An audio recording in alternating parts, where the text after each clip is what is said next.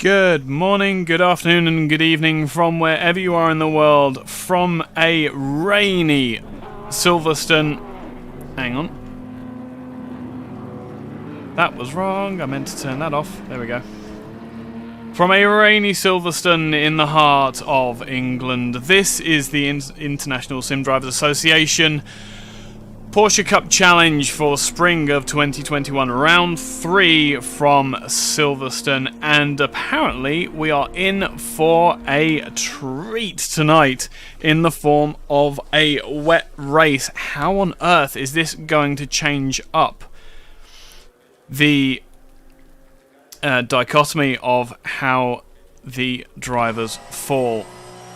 We can just see the drivers running around the laps. Torregrosa in the number 7 car as the leader of the championship, coming around Stone out.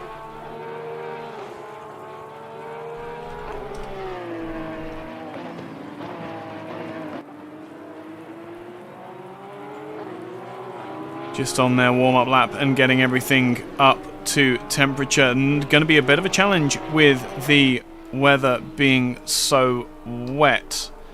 Let's get the broadcasting overlay up for you. The track is about where you'd want it to be for wet tyres, though. Beautiful British summer weather for all and anyone who wishes to hide from it. And just a couple more things to sort. Unfortunately, live streaming is fun.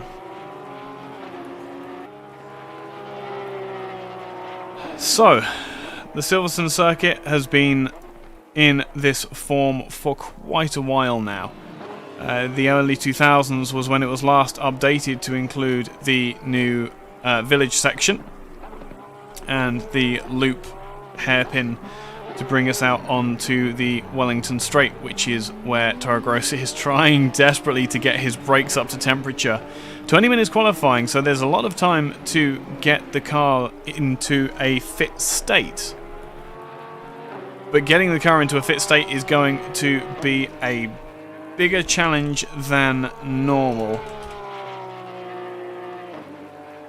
for our drivers tonight. Over the line and through Copse goes the championship leader, down into Maggots and Beckett's for the second time. First time really under pressure.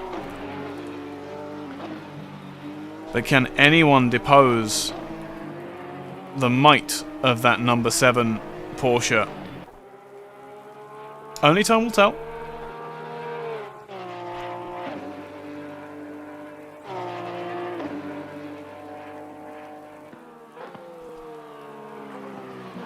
Volume is looking pretty alright as well, thanks to the mixing department.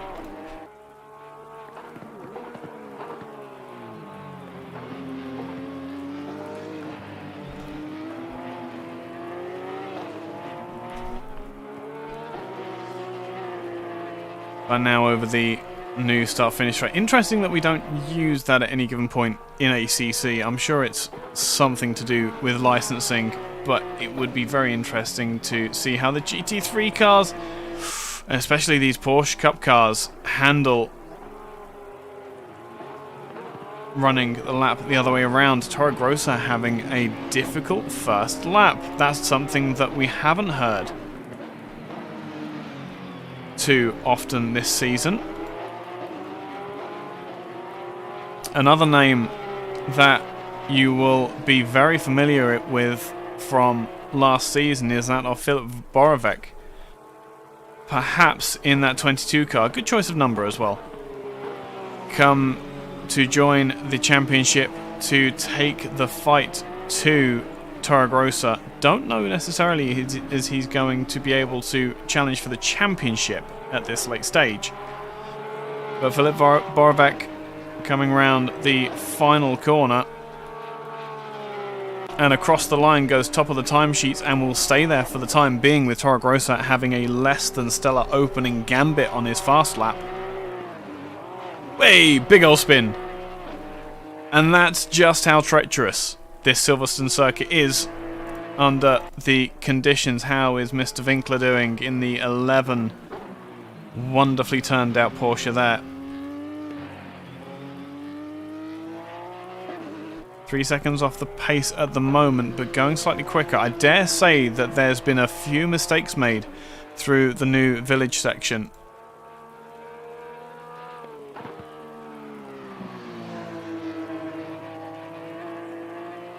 Yeah, there's definitely something going on with that particular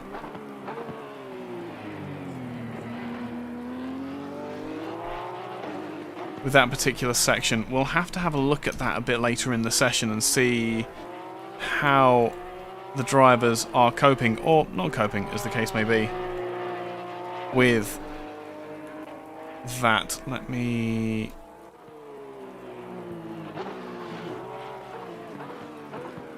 There we go. So, as always, I am but one pair of eyes with one perspective. I cannot be absolutely everywhere on track, unfortunately, and to maintain the quality of the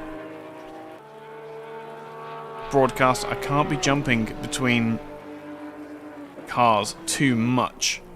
So if there is anything I'm missing, if there's any points arising that you're seeing that I'm not, feel free to put it in the YouTube chat. I am here, I am watching.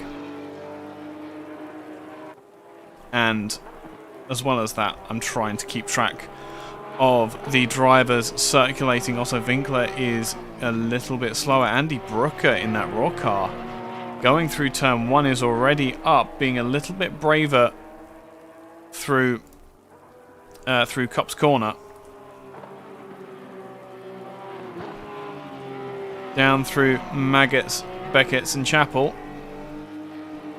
How are his split times at the moment? He's running more or less on par with where he was at the moment. There's still a lot of time to be gained for that 130 car.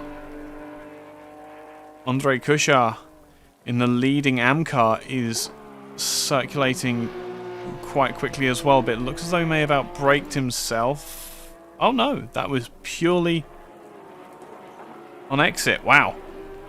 Half a second up through the first corner alone.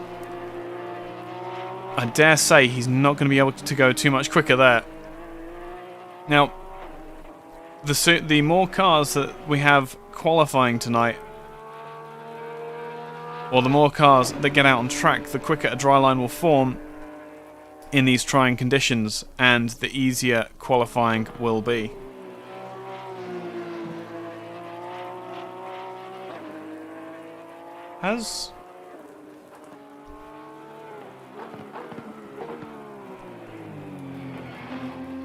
One moment.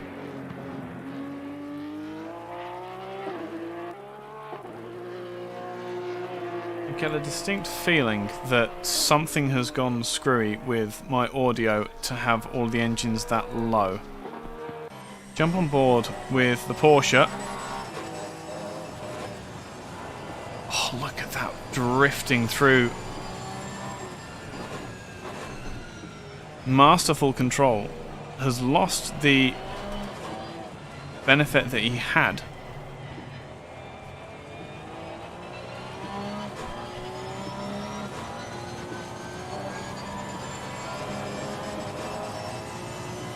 Has Andre Kushar, but we'll gain it all back on the exit of the village complex.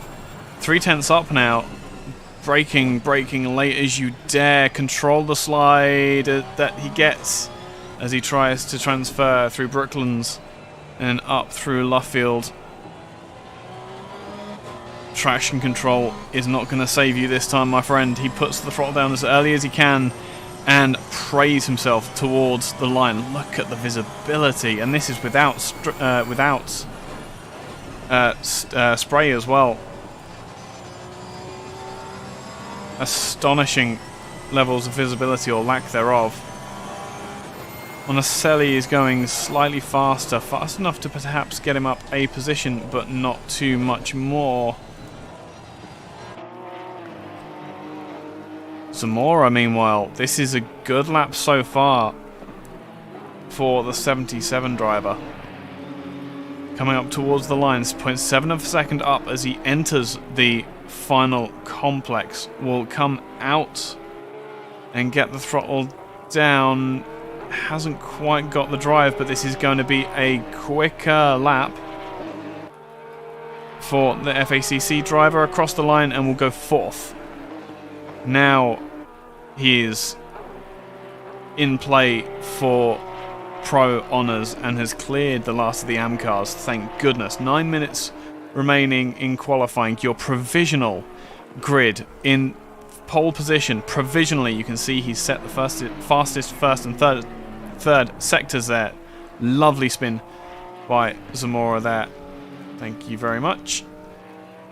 Andy Brooker's going faster. Mitja Miladinovic is going faster too. Is this over the line? That was over the line. Did improve, but not enough. Either that or it was an invalidated lap. Allex Torregrosa is leading the way provisionally at the moment. Borovec is a mere 3/10 behind, though, on the 1 lap pace. Dan Minton, as always, the venerable 3rd place, deserves so much better with his quality of driving. Diego Zamora, the car we were just watching, will provisionally start 4th. Andrei Kushar, the first of the AM cars. 2nd will be Mitja Miladinovic. In 6th, 7th will be Otto Winkler. Mattia Silva in the 33 car will be 8th. 9th at the moment will be Remco Langendijk, the former teammates, now sitting 8th and 9th provisionally, but going quicker. The track has suddenly got a lot quicker, it seems, and all of those times are going to come down. Andy Brooker will start the 1:13. 10th at the moment. 11th is Leon Peterson. Matteo Monicelli. 13th, 14th, Giorgio Minjar. Never got a correction on that, unfortunately, for Giorgio. Joshua Peterson, James Jackson, and Nida Zak is in the pit. Has not set a time. He has time to get out and get the work done, but it's going to be under pressure for that 89 Porsche. Now, who is the fastest of the fast cars? The 58 car is running a second faster than he has previously. The track is starting to dry up slightly in with the cars circulating as they are. You can just about see the beginnings of a dry line forming. And that was Otto on the inside, getting a little bit too greedy, it seems, on the exit of Luffields there.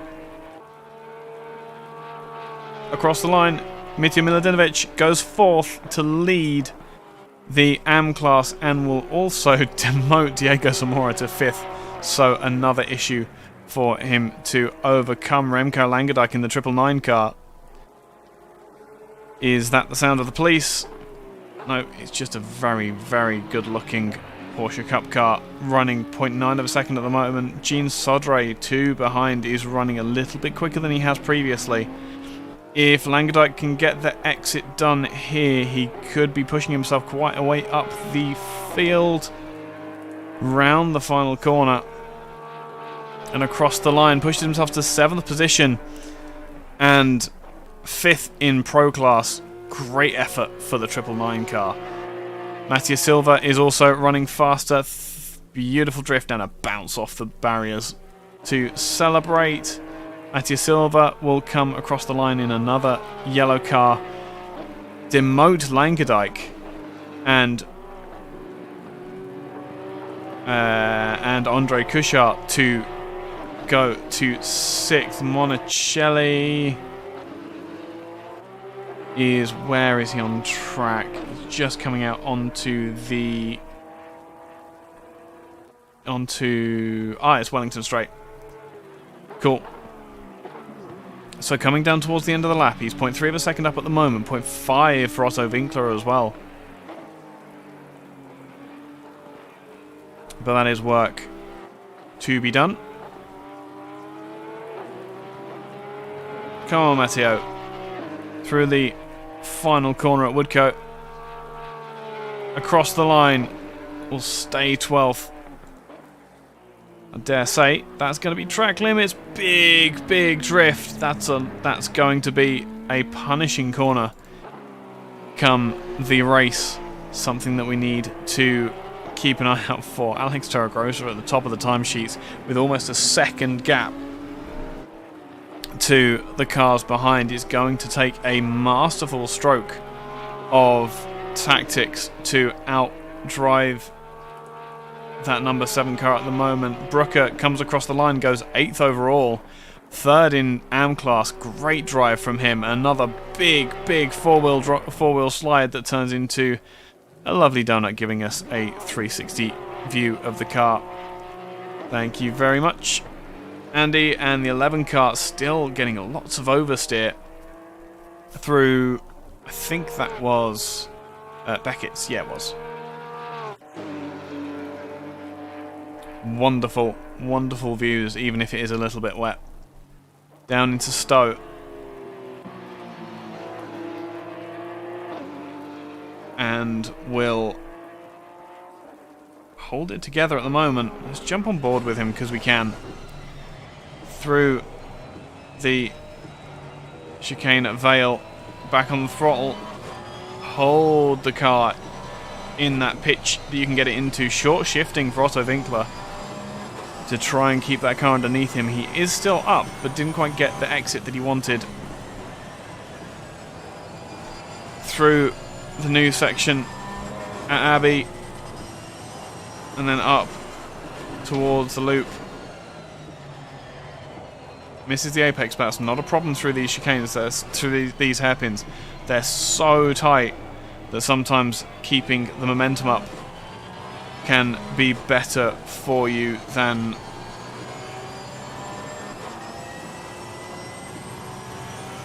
anything else.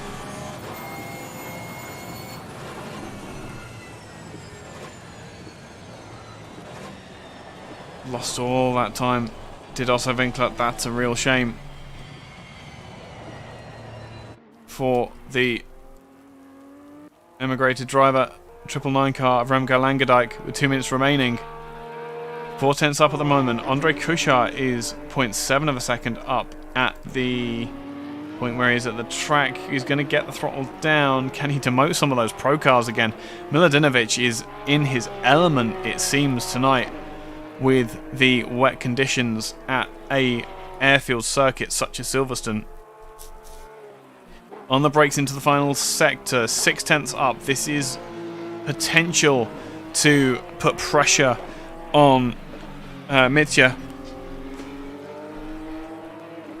If he can just nail the throttle at the perfect moment on the exit. Isn't going to do it, unfortunately. A little bit too conservative on the application, but will do it anyway. 4th and 5th for the leading AM cars.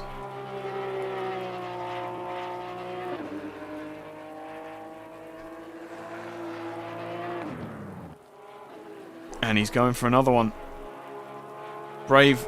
The edges will have been taken off of those wet tyres. Then isn't going to be quite as much grip as he once had. The Langendijk again coming round towards the final corner. Half a second up for the 999 car. Much more aggression on the throttle on the exit. It's all about balance, trying to get the throttle down. We'll go to 7th and depose Mattia Silva in his class. But it looks as though, with 22 seconds remaining, there is not a lot going on. Leon Peterson is running faster. That was a beautiful exit off of Stowe. Gained so much time through that sector. Has he thrown it all away? Trying to increase his exit speed. No, he's okay at the moment. Andre Kuchar again is going fast. Allex Torregrosa. As the checkered flag comes out, big ol' wiggle from the 7 car. This will be the final lap. He's on par with where he has been up until this point.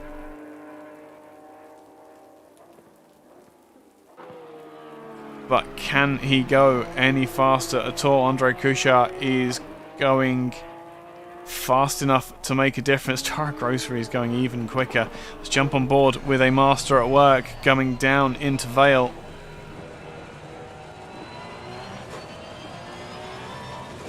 And out through the final kink, just a hesitant on the throttle to keep him in check. Nice and calm through the new complex.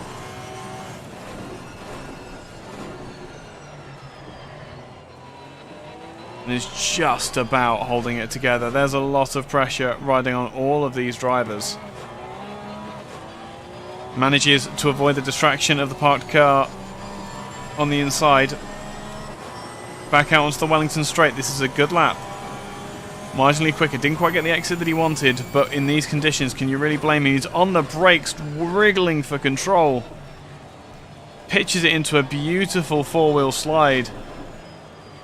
Coming through Luffield, Brooklyn, sorry, and then Luffield just holds the car there. Is not going to improve from the exit there. And that is the end of the session. What a qualifying session. Conditions have been all over the place.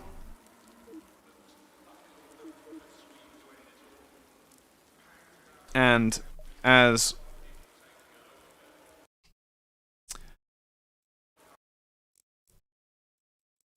I've done the thing again. There we go. So, oh, this is going to be an astounding race. You can just feel it in your bones. Jump to the camera with which we can have a bit of a run. And here we go. In the quintessential British summer. Your starting grid for round 3 of the International Sim Drivers Association Spring Championship in these ridiculously cool Porsche Cup cars. Leading the way will be Allex Torregrosa in the number 7 car. Philip Borovec in the 22 will start alongside. Dan Minton in that 75, wonderfully turned out yet again, will start third. And Andre Kuchar, leader of the AM cars, will start alongside. Miladinovic, so closely fought in the closing stages of qualifying for that lead. And then behind these two will be Diego Zamora in the 77 car, Remco Langendijk in that wonderful two-tone black 999 car. Then alongside Remco is Mattia Silva in the 33. Andy Brooker will take third in the AM class in the rawthentic.com liveried car. Gene Sodre will start in 10th in the number 13. Otto Winkler in the 11 will start 11th. Beautiful number symmetry there. Monticelli in the 66 will start 12th. Neither Zach will start behind his teammate directly in 13th. Jackson is James Jackson. That's a name I don't recognise. Apologies for that. We'll start the 69 car. I recognise the number. James Jackson, for some reason that's not ringing a bell. Will start 14th. Joshua Peterson will start the 148 in 15th. The 67 of Leon Peterson will start 16th. And 17th will be Giorgio Minja.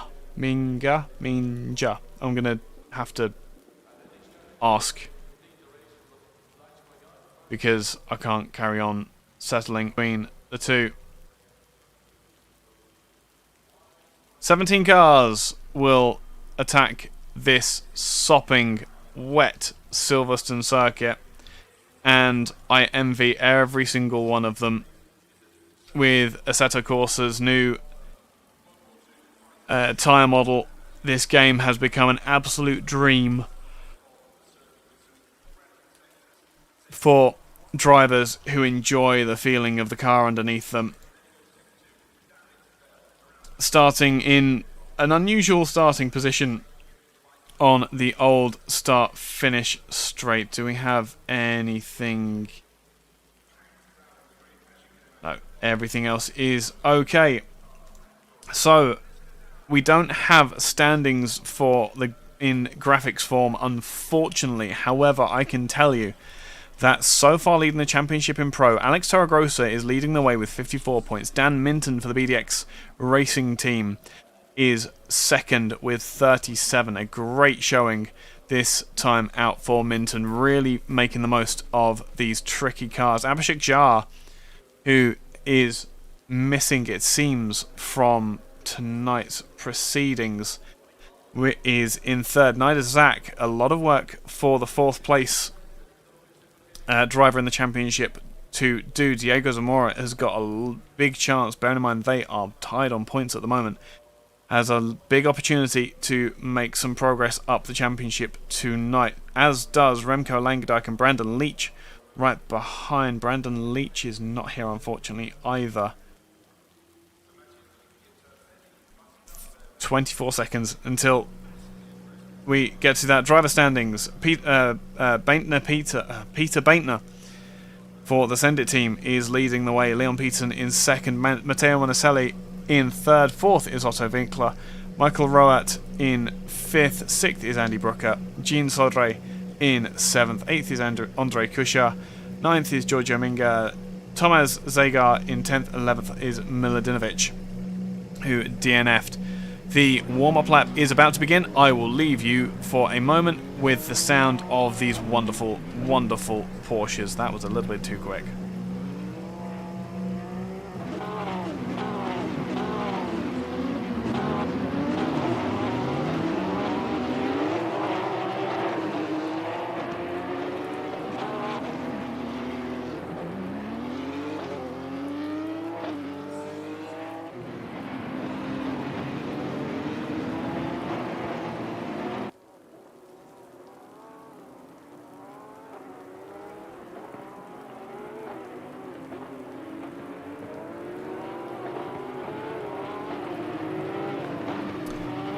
That rain is absolutely appalling. Remember, there is a mandatory pit stop halfway through this race, so plenty of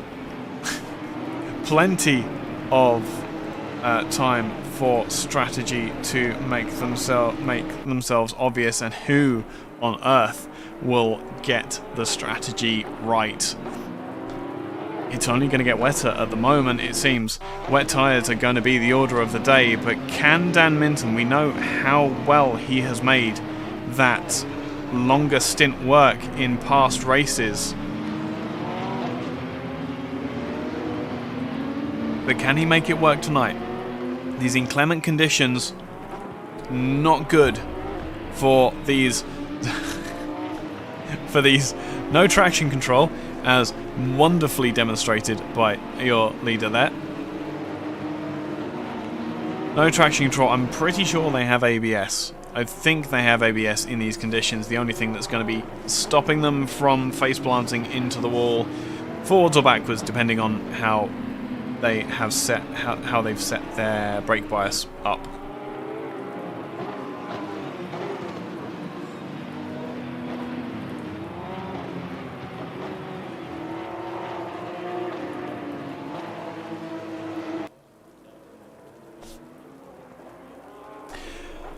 I have been given a very good point by the race director in text. Unfortunately for one of our drivers, we are losing him to real life. Otto Winkler in the number 11 car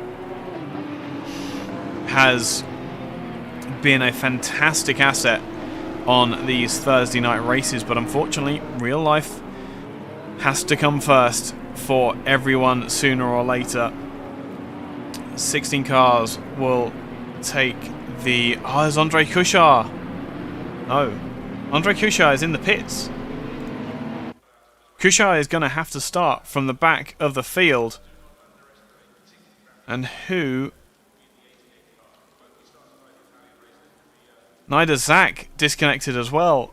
So, issues all around at the moment.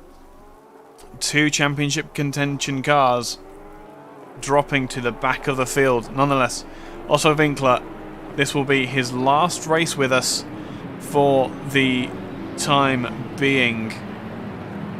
So make the most of that number 11 car, because you're not going to see much more of it. Which is sad. Otto's a great driver. He's had his fair share of dilemmas. But that is not the focus of the moment anymore, as we go to Helicam and focus a car in the middle of the pack. Who is it that's going to make the best start? Who is it that has the feel of the car to get through turn 1 cleanly? Will it be clean? Will it be dirty? We will find out all the answers now as we come up to the line and start an hour of racing for the International Sim Drivers Association Porsche Cup Series for the spring of 2021. We'll look through the pack as they go through cops for the first time of asking. Everybody is so well behaved. So well behaved for all of the drivers as they come through Maggots and Beckett's for the first time. Minton in the silver 75. Nice and clean. Remco Langendijk. Oh, that is a big punt. That is big damage for Remco and a even bigger crash. What has happened to cause that? I thought I saw, where's the 130 as everyone runs through? So I saw the 130 be involved, I think. Let's jump to replay very quickly and see if we can get 130. There we go. Through Maggots and Beckett's for the first time. It's okay through there. It's this right-hander where it all goes ever so slightly wrong. As 130 gets a poor exit. No! That was already... Sorry, need to find the car. That was already in effect. It was Mitya Miladinovic who had the issue. Oh no! Oh, that's a controller disconnect. Ready, and here we go. Get the driver's perspective up. Look at that. And we'll get, hopefully, a more usable perspective here. The 58 car will run through the first part, go to turn in, and nothing happens. We'll test the rally crossing ability of that Porsche Cup car, drift back across the road, and is just hit. Oh, that's a shame for the 58, and still cannot move, it looks like. Is he moving again? 58, 58, 58. 58's in the pits, so that looks like a retirement at the moment. Andre Kushar is out of the pits and making up positions already. Jean Sodre with a lot of damage. Minga 2 with damage as well. Brooker was caught up in that, but not. This is race control. Lap 1, turn 6 incident between cars 58, 999 and others under investigation. Lap 1, turn 6 under investigation. Andy Brooker looked like he was involved in that, but perhaps not as heavily as the rest. There's a possibility that the 130 can make a lot of benefit from this. The 66 car of Monticelli too absolutely stands to gain here. The 69 of James Jackson, it looks like he's also carrying damage there. Yep. Leon Peterson. So all of the AM cars are carrying damage. The 22 car, what is going on here? Philip Borovec is sat on the outside. Winkler, meanwhile, currently sat up at 6th position is pressuring Otto Winkler on his last, and seems to be almost the only AM car who has survived that altercation at turn 6 without damage. The 11 car drifting through maggots. No, it's not maggots. Come on, brain. Through Brooklands is looking like he might well take a victory in the AM class. Astonishing, and he's up to 4th as well. What a showing for Otto. And Minton, 2.5 seconds, but in 2nd position with Borovec. Borovec is... This is race control. We have a red flag, red flag, red flag. Slow down to pit limiter. The race will be restarted due to massive collision on the back of the grid. The race will be restarted in 30 seconds. So a red flag comes out, and this is a first. I assume this will be everybody runs round to the start-finish line. Unless this is a code 60, kind of?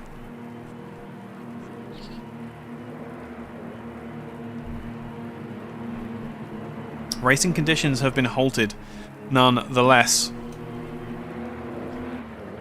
And so...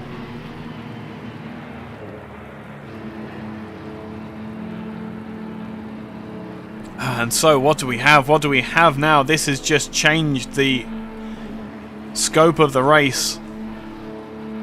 It was an astonishing accident, and I do think that it was an accident. We can use this downtime, thank goodness, to have a look at Filip Borovec, who... Where's it? Come on. Who... It was lap 3. Or was it lap 2?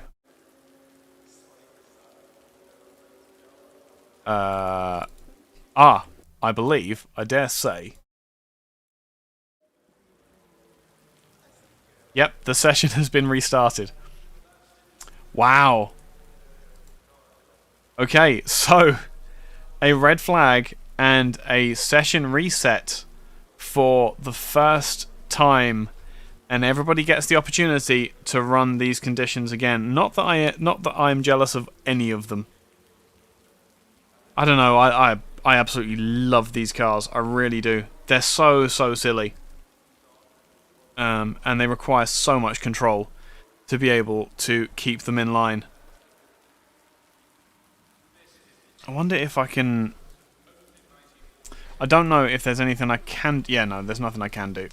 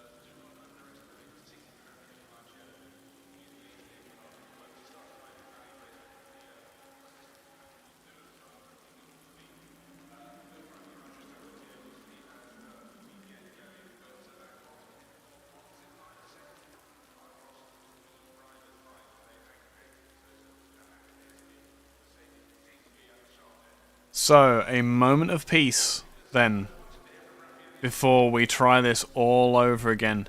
Rather extraordinary conditions, I think you'll agree, to bring us to this conclusion.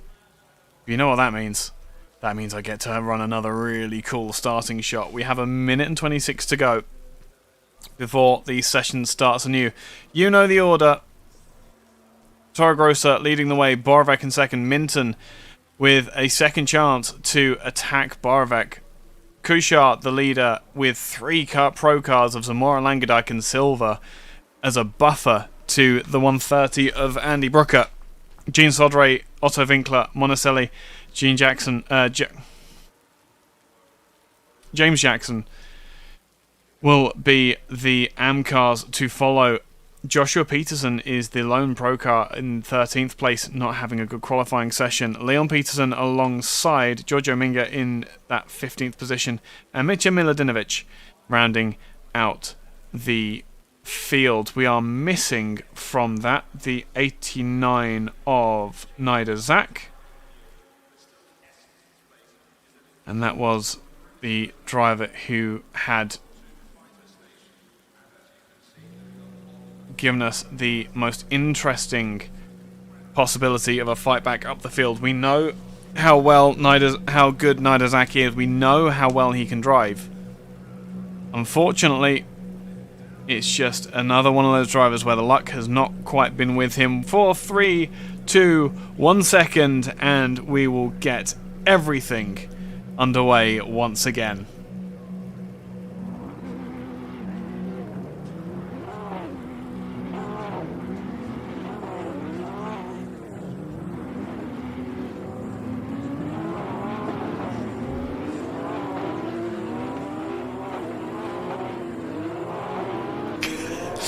I have this weird feeling some people might be watching the stream because they just ran our cameraman over. I knew someone would do it. Otto Winkler, the star of the last attempt at the start of this race, being demoted all the way to 4th in class again. Unfortunately. I'm sure he's got the ability to get that car higher up the grid. There's going to be mistakes throughout this race. We just need to be really careful that it doesn't quite get that bad as it was last time through. We're also missing... We're missing the Miladinovic. 58 starts from the back of the field. Is he in... No, he is at the back of the field. So the car that caused the drama last time is getting out of the way. And I have been joined by a kitty. Oh, and the 77 car. 77 car in the pits. So Diego Zamora now with issues that will cause him to have to start from the pit lane. I see Nida Zak is displayed as first and in the pits. So I dare say this might be... I don't know. I don't know the answer. I don't know what's going to happen. The rain always throws everyone a curveball, and it's always the story of who can work the tyres, work the suspension, work the cars the best. Torregrosa has got it over a lap. He really does have a feel for these Porsches to be able to make them work in all conditions and work in such a way that the pace doesn't fall off as well. And that's really key. That's the key to this at these hour-long races, is that they need to make the tyres last, and especially in these conditions, as the flurry of flat sixes stream past the camera. It really is a great noise.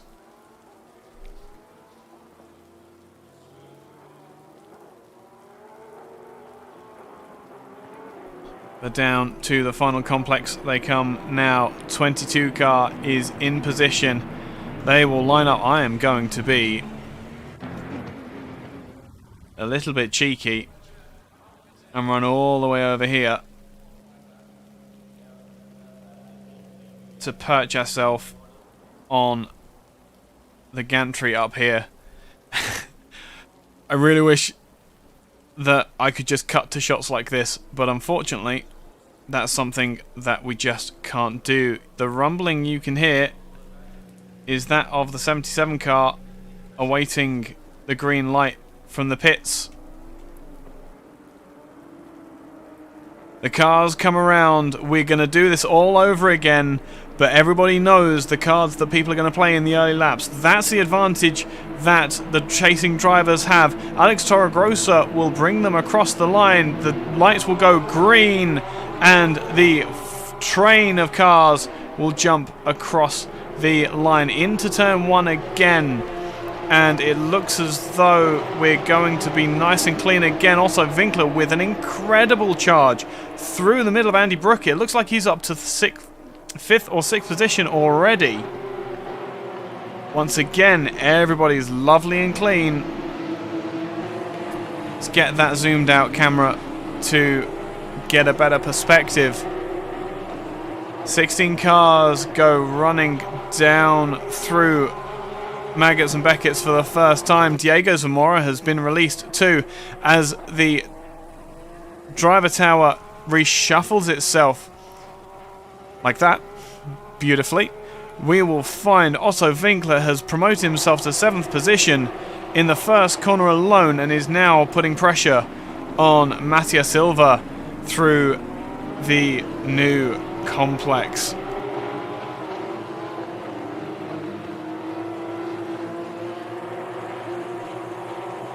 Club, that's the right-hander after Vale. Good grief, I'm doing really well today. Down through Abbey. Once again, the drivers have a bit better knowledge of what the conditions are going to do this time around. But into the loop they come.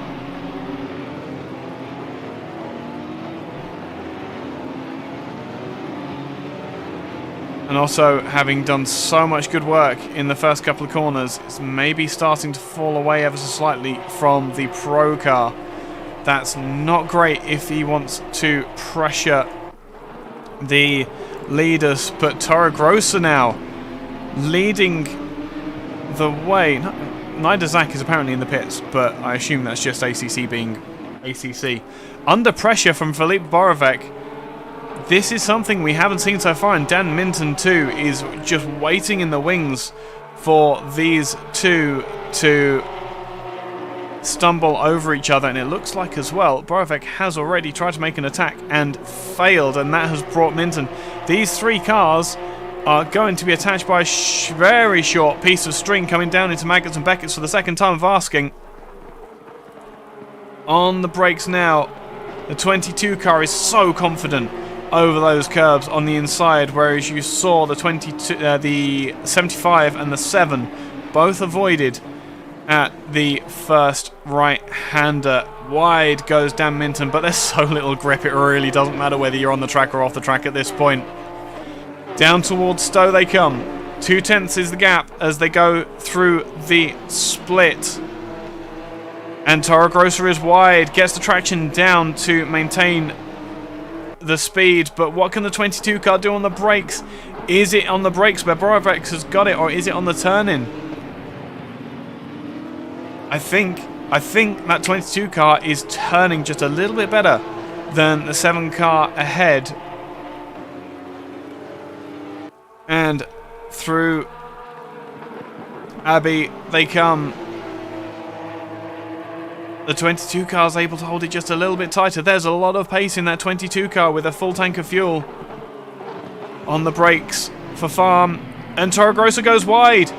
Torregrosa under pressure in inclement conditions goes wide at Farm loses position through the loop, and is he going to lose out to Minton as well? No.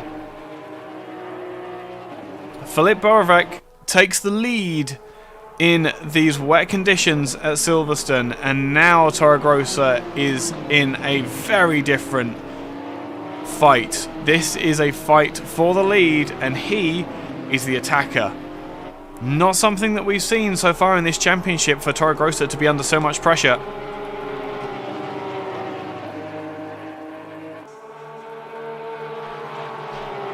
But rain always has been the great equalizer. Down into Copse come the three leaders. What else is going on around the track? There is a fight over fifth between Langendijk and Silva. I dare say the rest of the pack are kind of spread out. The fight for the lead is the fight that we should be in, that we're interested in. Borovic leads the way. Torregrosa now is nice and close. But what can he do in this slow section? It looked as though Borovic has the low-speed mechanical grip to hold that car in places where Torregrosa can't. But how long can he make those tyres last? 75 car goes a little bit wide, trying to carry too much speed in. Once again, the 7 car still attached to the back of the 22. Through Abbey. That was on the edge of adhesion. And it seems as though the front wheels were the ones giving way rather than the rears for the first time. And now on the throttle, 3/10 is the gap out onto the Wellington Straight. There will be some aero effect, but nowhere near as much as we're used to in the GT3 cars. Coming down towards Brooklands. Is there anything that 7 car can do? I dare say this has already become a race of strategy, a big wiggle from Torregrosa.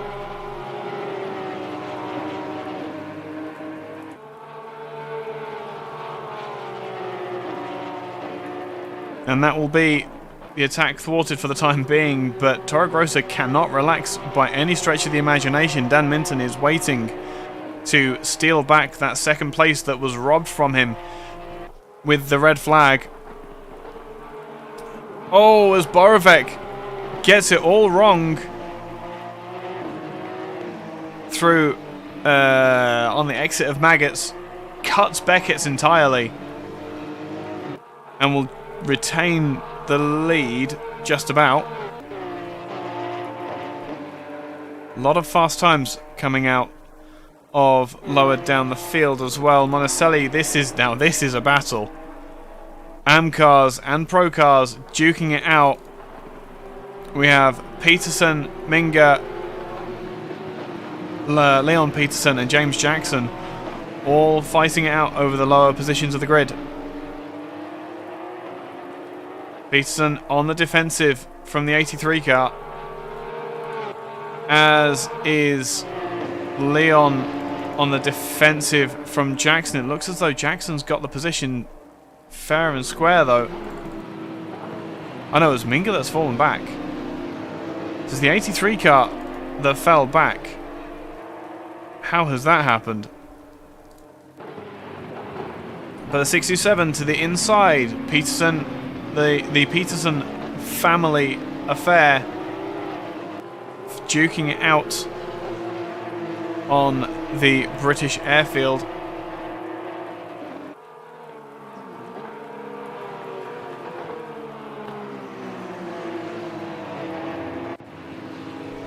Meanwhile, at the head of the field, Torregrosa seems to have settled into the pace of the leader. They are stretching a bit of a lead over Minton for the time being. Back in 5th and 6th place, Silva is under pressure from Otto Winkler. He's had the AM lead. He's been able to make it work. Incident on lap 3, turn 18 between cars 69, 627 and 66 under investigation. And cars 69, 627 and 66 under investigation. And that was at club. So let's have a look at that.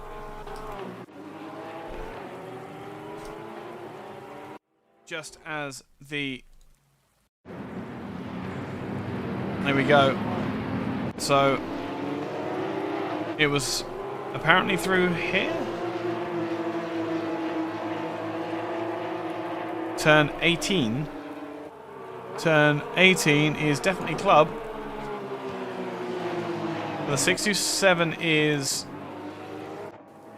Ah, here we go.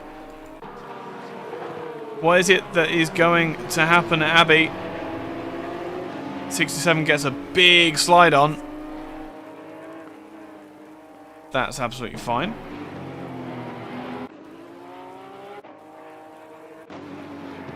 So where was it that... Ah, here we go. Oh, wow. Oh, wow. Okay, this is a big, big incident that's happening here. So 5 cars in a fight here as the...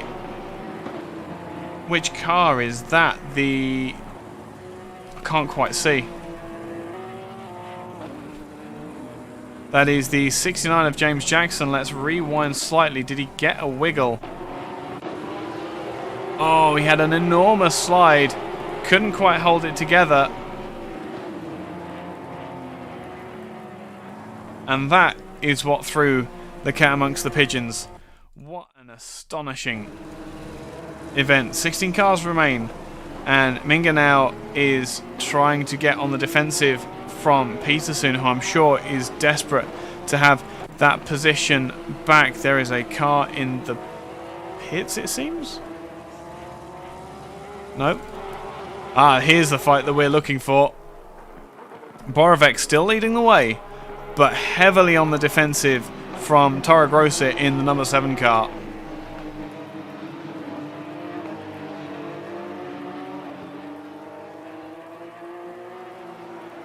So perhaps Borovec caving ever so slightly to the pressure that we've seen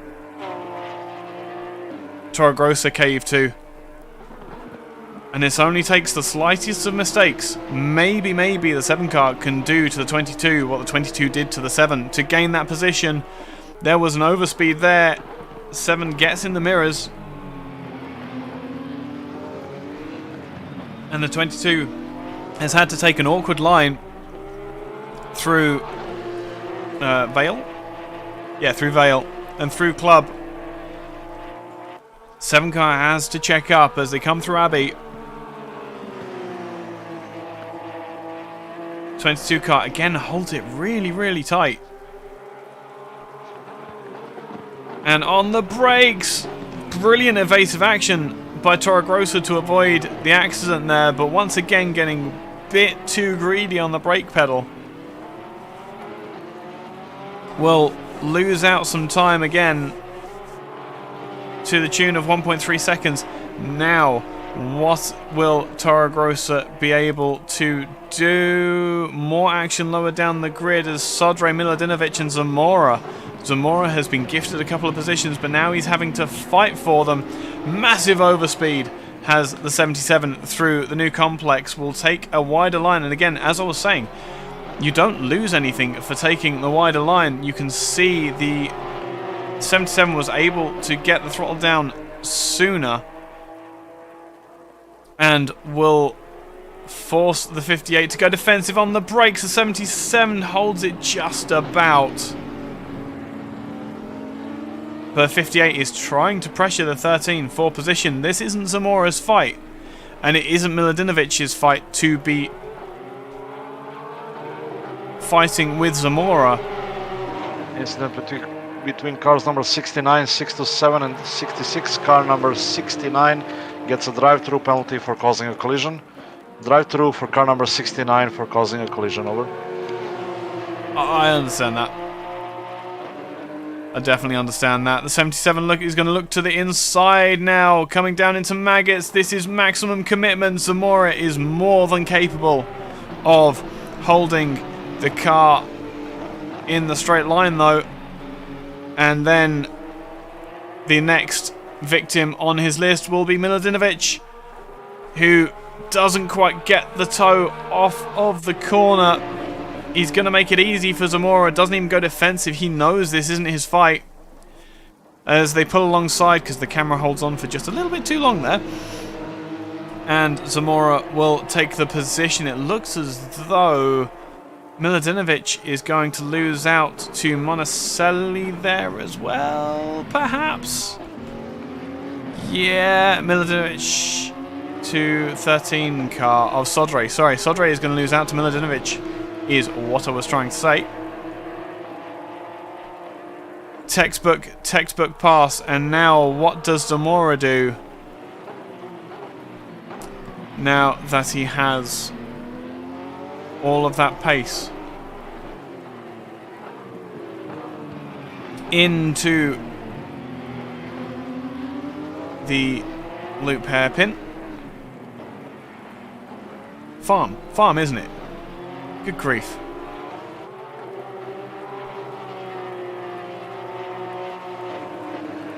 And out onto the Wellington straight. Also, Winkler is in a battle with Matthias Silva again. Still this same battle. I feel as though there is a lot of tactics that are going to be played out when the pit window opens in 10 minutes time. Torregrosa looks like he has gone for an attack and it has failed. For the time being anyway. Zamora will finally be classified as behind the 130 car, who now has a mere 7.7 seconds to make up to the cars ahead, and it won't be long till Zamora will be trying to find some purchase on the back of this particular battle in the form of the 11 and the 33.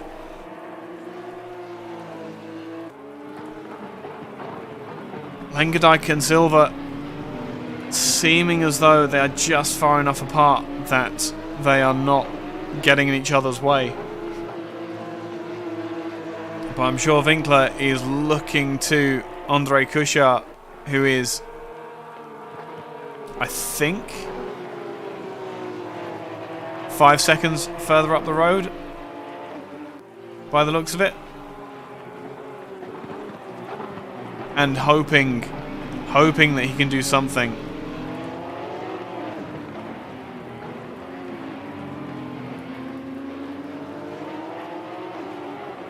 Where else are the battles on track? This is the battle on track, really.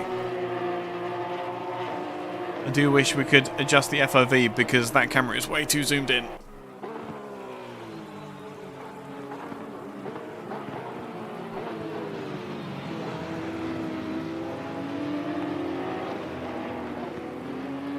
The Silva looks like he has the pace potentially. I don't know if it's necessarily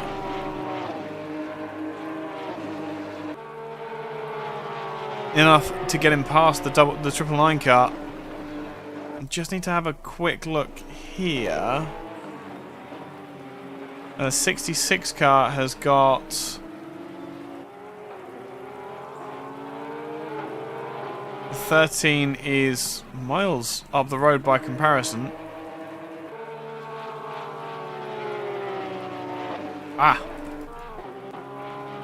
Miles in front, apparently. So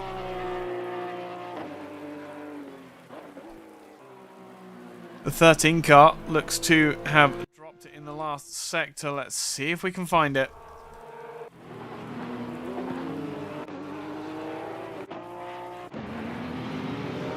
Because this was very close for position. 13 has gone defensive. Perhaps when he didn't need to, and drops it because he didn't stick to the racing line as he should have. A simple spin. Really, really heads up driving to not spin into an extra donut, but still, simple mistake. Easily done. And that will be all she wrote. Mattia Silva now is on his own. He should be coming up to a split now, so we'll find out what has happened. Has Langendijk dropped it? Oh no.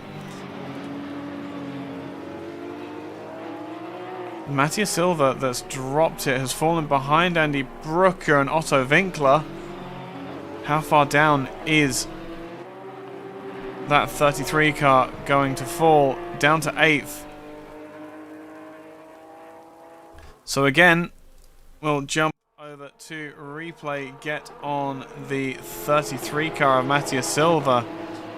What has happened? Oh, it's another slow spin. This time at Vale. Gets on the curb on the inside, and you can already see that slow, lazy spin. Makes the correct choice and turns off of the racing line as opposed to onto it.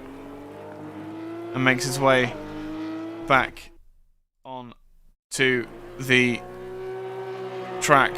So a couple of positions lost, but that now puts Otto Winkler within striking distance. If he can make this Porsche work in these difficult conditions, there is a potential AM-class win waiting for the 11 car. Wonderful temptation for the second half of this race. 5 minutes now until the pit window opens.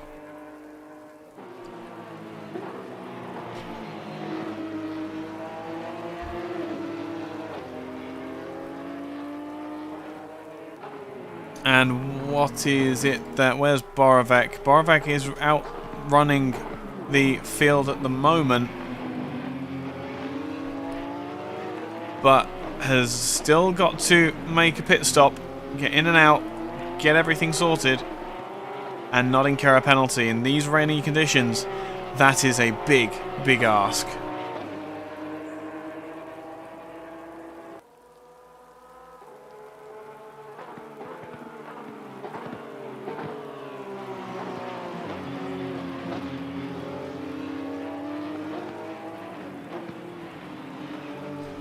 Borovec seems to be stretching out a lead at the moment. And this is just about the closest battle on track for the time being. Only 3 minutes though until the opening of the pit stop window.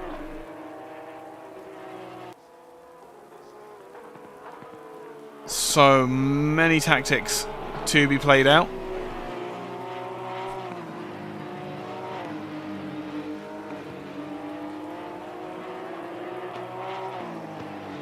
And even more, keeping an eye on that 11 car, split time to Langendijk in front. I'm pretty sure it is a lovely livery from Borovec. Is that it looks like it's been done in engine as well, because I didn't have to download the skin.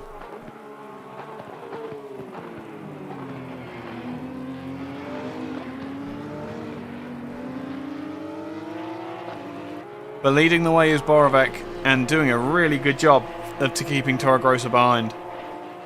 Really is doing an amazing job.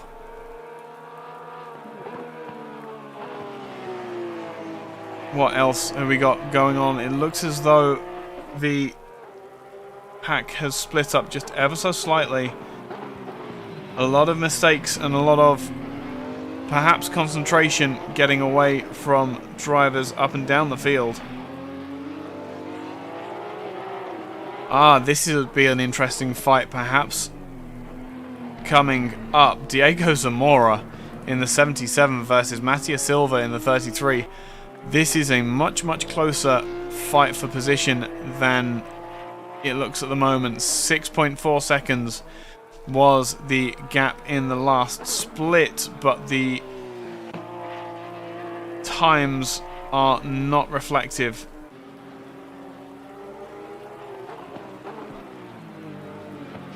of the pace being in that order. Silva will cross the beam with 4.8 seconds to the 130 car, so perhaps there's some lingering damage.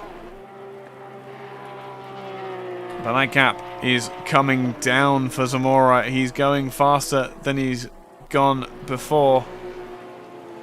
Langadijk 2 struggling. Mr. Winkler is knocking. He is under a second now through the final sector. Langadijk in the 999 car has used his tyres. Otto Winkler has not a bigger wiggle on the exit of turn 1. This is what we like to see in these awful conditions. Look at that.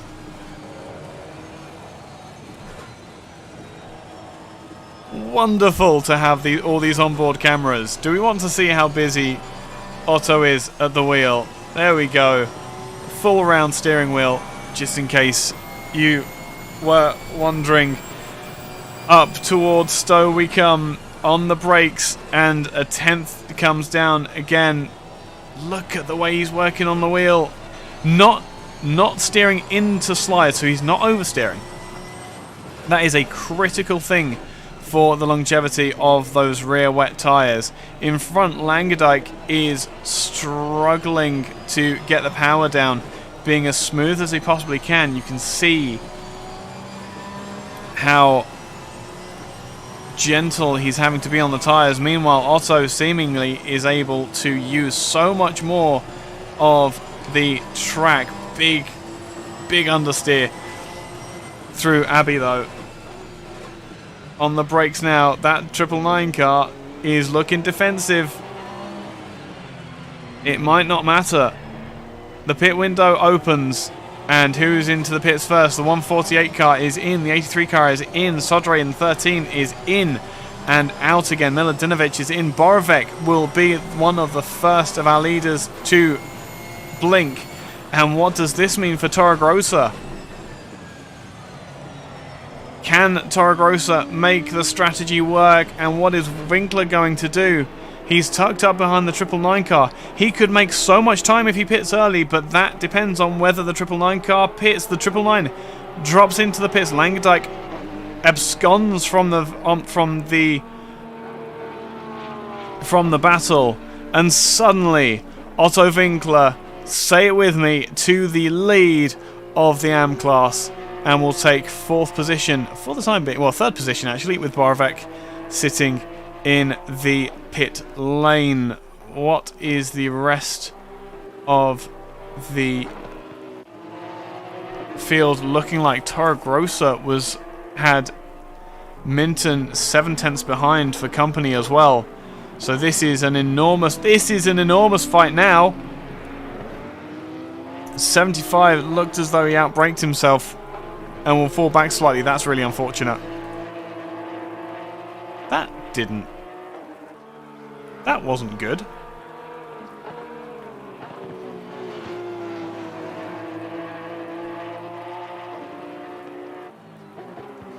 My computer did a funny thing. That was worrying. I don't like it when it does weird things. Right, back to the racing. We still have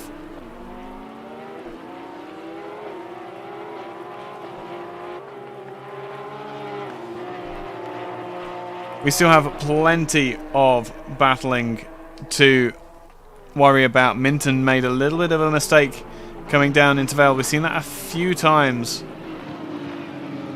from him in the course of this race.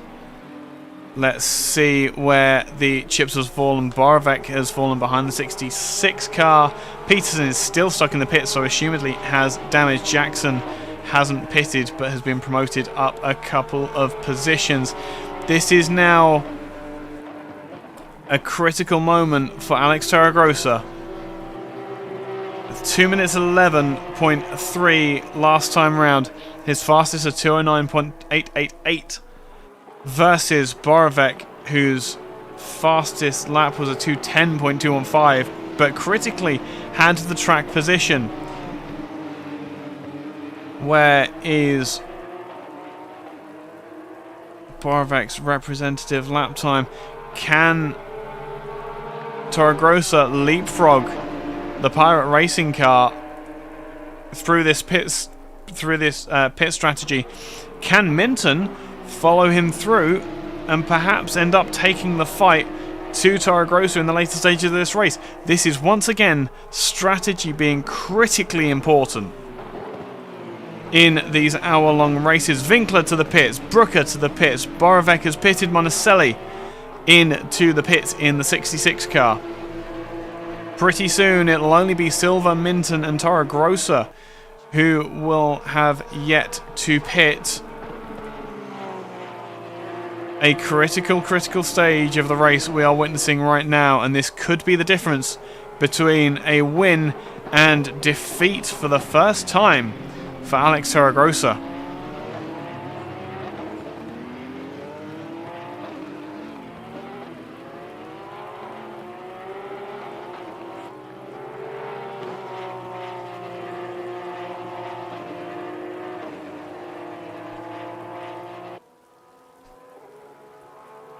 And down into Brooklands. Now Torregrosa is stretching his legs. Sideways under braking. That's the kind of thing we like to see from these silly cup cars. On the throttle. Is he going to pit now, or is he going to... He's in the pits! Now the strategy plays into Minton's hand. How long will he make this work? He's got a couple of laps to potentially leapfrog both Torregrosa and Borovec. Where is Borovec now for the battle for the lead? He is coming through the second sector now. We will ride with the 22 car. This is the battle for the lead. You're not seeing it. Wait for the number 1 to disappear from the number 7 car.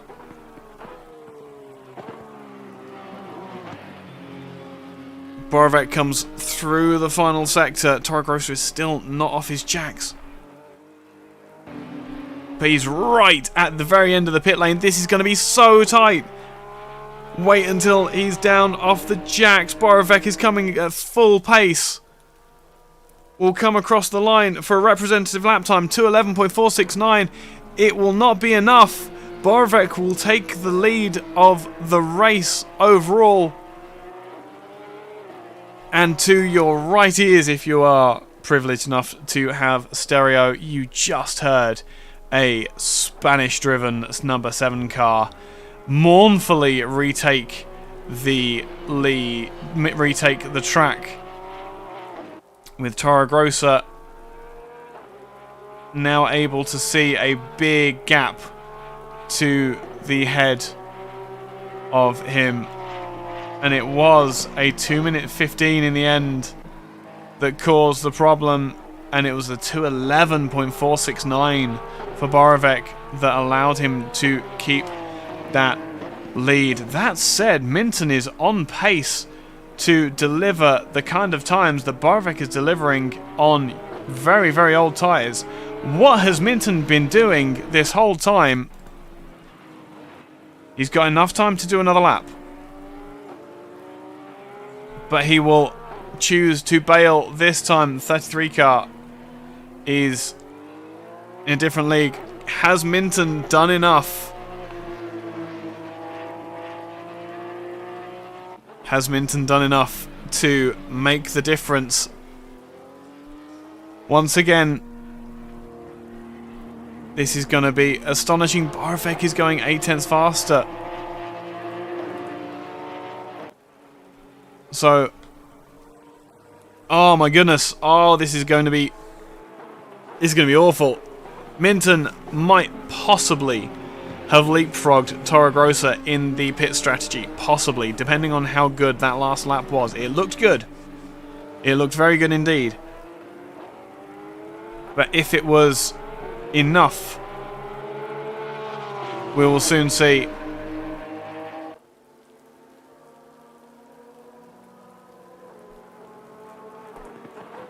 I hear a revving Porsche in the background.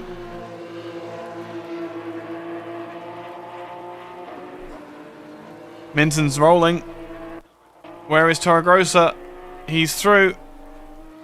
Minton will escape the pits and see again the gap has increased. That's really, really strange. These guys were doing some phenomenal lap times. But it looks as though it will be Borovec back to the lead of the race, with Minton and Torregrosa having to make chase. The only benefit being that they have slightly fresher tyres. But Borovec really has done the work to break the toe. Let's just see if he can make it work through the rest of the race. Remco Langendijk has maintained his position. Zamora, though, has really put some work in to make it to the back of the 999 car.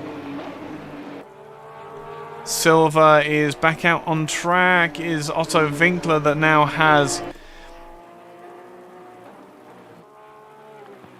a big old gap. 10 seconds? 10 seconds. In arrears is Otto Winkler. 24 minutes to make up 10 seconds is possible. It is possible. I'm saying no more than that. We think it's possible here at the race control. Hello. I wonder what was going on. I heard this weird bit of interference. Good evening. Good evening, Ike. How are you? I'm doing absolutely fine. I've got my I had my Discord scrolled down to the bottom, so I didn't see you move me. So the series first red flag. I believe that's going to be for some kind of wireless controller disconnect or something along those lines that ended up causing that. Actually, we went through, I think, the weirdest incident investigation of our league. We actually went to see the stream of car number 58, that's Mitja Miladinovic. We went to his channel to see his stream, and we just saw he had a massive screen freeze as he completely cut maggots and Beckett's and cops, and that's all the corners I can name. So it wasn't even a controller disconnect. Sorry. Yeah. So it wasn't even a controller disconnect. It was just a massive failure on the PC side. Yeah. He just went straight across all those turns and impacted, I think it was Remco Langendijk. Yep. And from then on, everything unraveled. So, yeah, I think we couldn't penalize that because it was purely not intentional. But there were a lot of guys that lost a lot of time because of it. So we think that it was a good decision to call it a red flag and restart the race. I don't disagree with you in the slightest. No, I absolutely agree. Hang on. Yeah, I think for next time we will have to look into something like a virtual safety car procedure. Yeah. I think I will very, very quickly, while I'm in here, put forward the Super GT method, which is they all line up on the start-finish line in their race positions. Those that have taken damage go and get the damage repaired, because there was nothing you could do about that. Like that was a complete technical failure, and as you say, it's unfair for them to fall behind because of it. But if a red flag where they form up on the grid and start rolling once all of the drivers have pitted, and then you do another formation lap, and then you can do a start again. On the track, though, the 77 of Zamora is putting massive pressure now on Langendijk. Zamora has had just bad luck after bad luck in this particular championship, but he's working so hard for every point he gets. Absolutely. Also, I think talking about bad luck, you could also name Andrzej Kucharz of car 78. I think he had actually 2 pole positions, but his best finish of this season was P8. So I hope that he can sail to win, this one, or at least finish on the podium.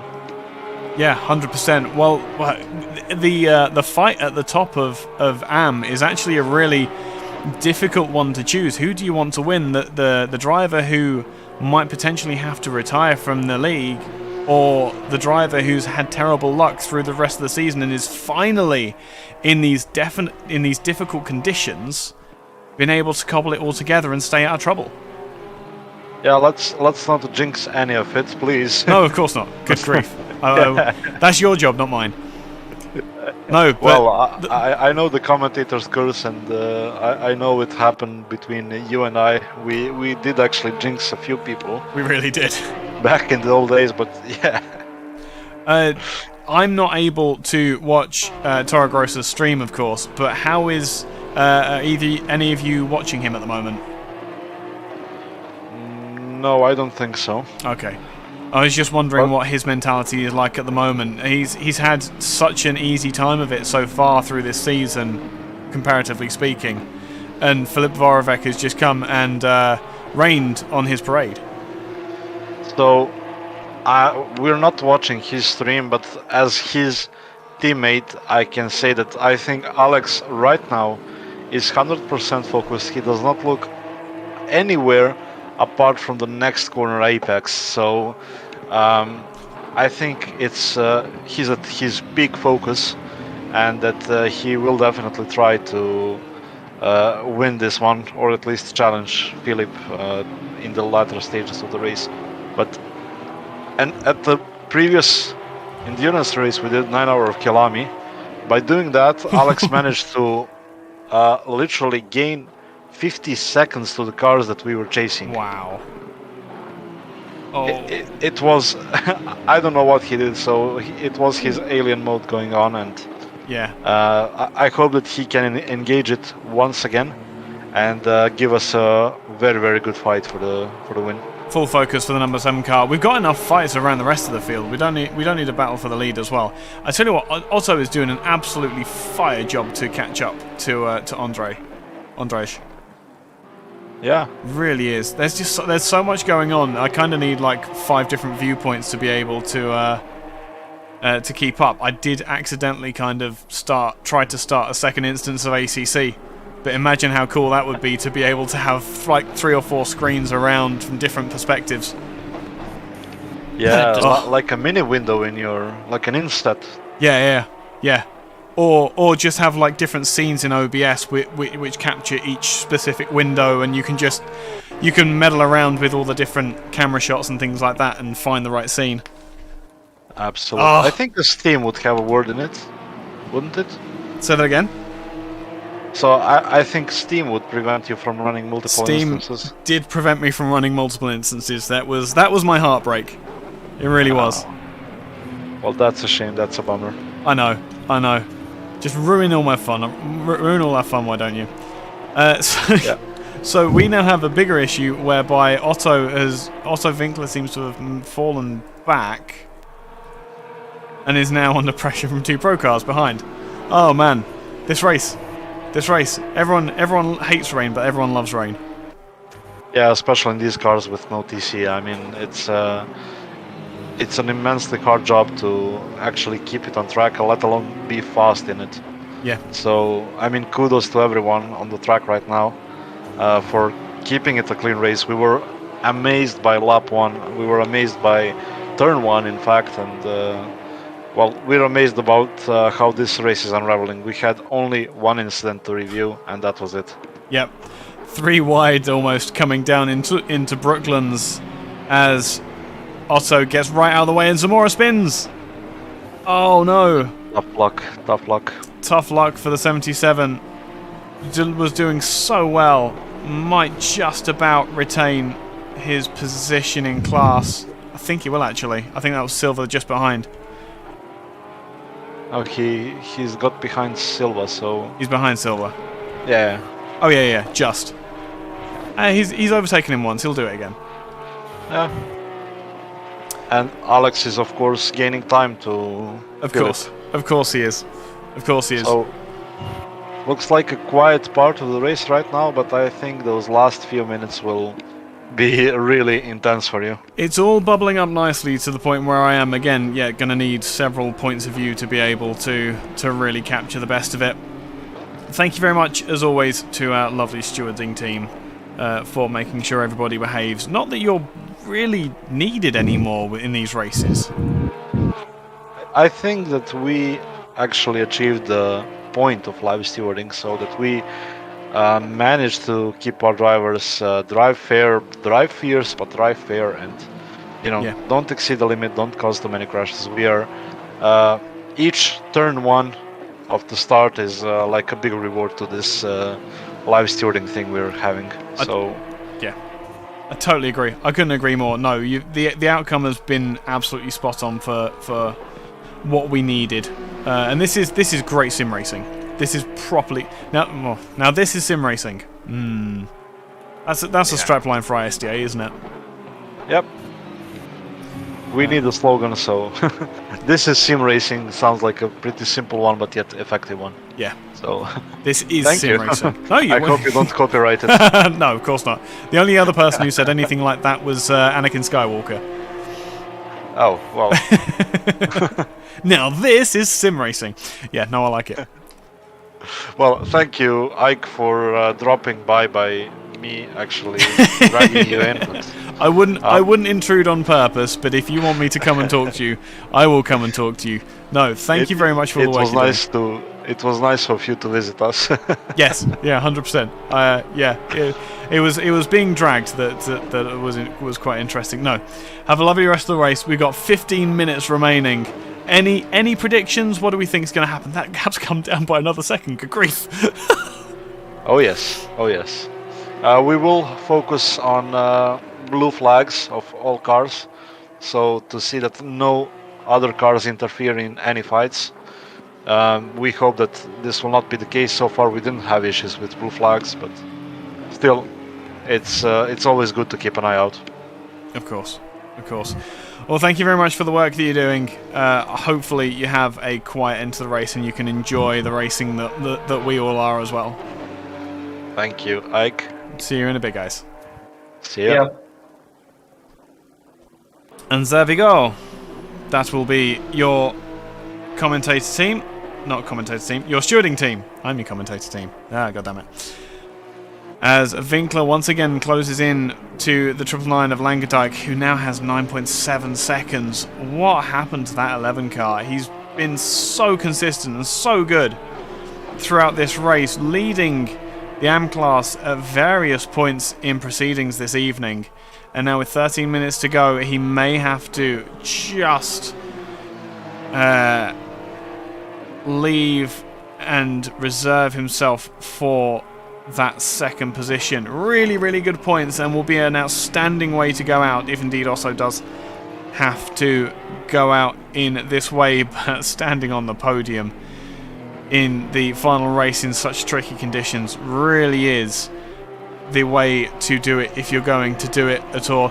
Let's go on board with your championship leader as he leaves Maggots and Beckett's and comes down the hangar straight down towards Stowe. Will get on the brakes. I don't know if that's his third. I think this is third in these Porsches.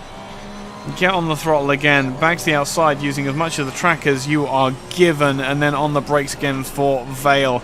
Only the insane use first gear through here. I think that was second. And then into club. Just hold off the throttle ever so slightly. You're soaring at the wheel, trying to keep the car in check over the new start finish line, through Abbey into the new sector, and there's just a little bit of twitchiness going on in that car that we weren't seeing before. The rain's going to get heavier.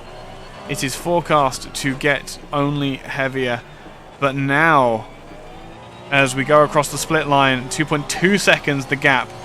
Torregrosa has his target acquired, holds a wonderful slide on the exit of the loop and onto the Wellington, straight down. Really narrow angle in towards Brooklands, trying to keep as tight a line as possible through Luffield, treating it as a double apex, getting right into the curbs on the inside. Back on the throttle again, he will go. And across the line to start a new lap. That was the split time staying exactly the same for 2 sectors in a row. Running out wide will give him a problem with the race stewards, in-game race stewards, potentially. But can you blame him for trying to push on? He's going to lose through Sector 1, it looks like. But as we go underneath the bridge, that was a lap on board with Allex Torregrosa, who has been charging towards the 22 car of Borovec. Otto Winkler still penned up behind Remco Langendijk, and now Andy Brooker is looking to pressure the pro car of Mattia Silva.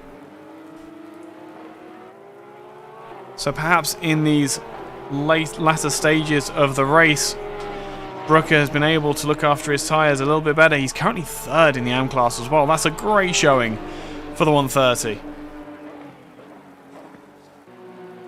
On the brakes, and maybe it was a mistake from Silva that caused them to be so close.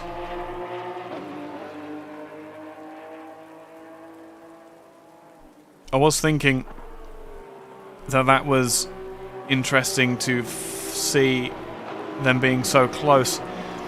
Last time around, Allex Torregrosa was the fastest man on track by 0.3 of a second. That is some brilliant driving from the championship leader. He's now got the gap under 2 seconds with 10 minutes remaining. 9 minutes remaining. This is your fight for the lead. 2 seconds.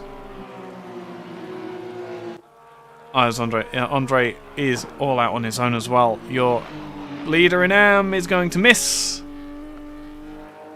And I think that was a bit of an unforced error, but I'm sure he's got the space to play it. This is the challenge for the lead. 1.8 seconds.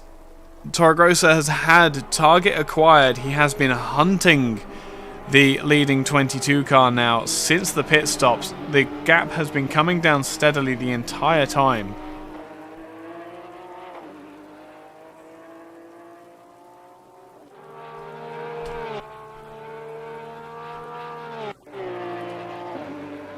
And as they come across the first split, the time goes out. So is this Borovec responding, or is this Torregrosa was slow through the first sector? That's what caused that. And right down the bottom of the field, is this... I see. No, that's not a battle for position, I don't think. We've lost... No, we haven't lost Peterson. Ian Sodro with the 672. Yep. So I fear that this may be... Yeah, they're a lap apart. That's what that is. Zamora's disconnected now. Oh, so more heartbreak for Zamora. And now Remco Langendijk once again under pressure. I'm sure that Otto is seeing the mistakes that Andrzej Kusza is making in front and is seeing an opportunity to take the lead. There is 7 minutes remaining. And defensive goes the 999 car. We'll focus on Winkler here. As the gap went down to 0.1 of a second. Otto needs that position if he's going to close down. As 0.3 they closed to Andrzej in the first sector.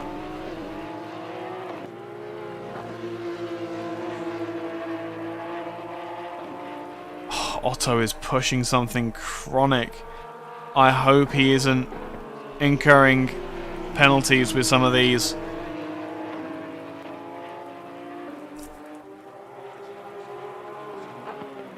There's a lot to be done. There's a lot of work to be done here.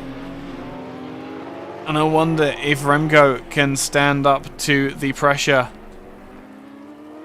of Otto behind. He certainly has the ability to, but will the nerves get to him? Brooker has fallen away ever so slightly from the back of the 33 car. I dare say Matty Silva might be having a bit of handling problems with that 33 car.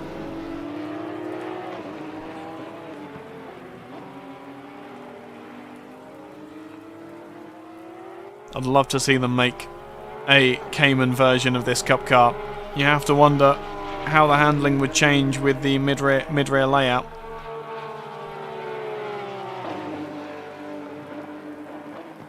That 12th and 13th, so... No, 13th. Oh, so that was a pass for position right down the back of the field. Sodre and Peterson on their own lap. But still fighting tooth and nail over position, as they should do. That's great to see. The gap's gone out to 2 seconds, as has Otto Winkler as he gets on the straight. Will, I think, hold position coming down towards Stowe.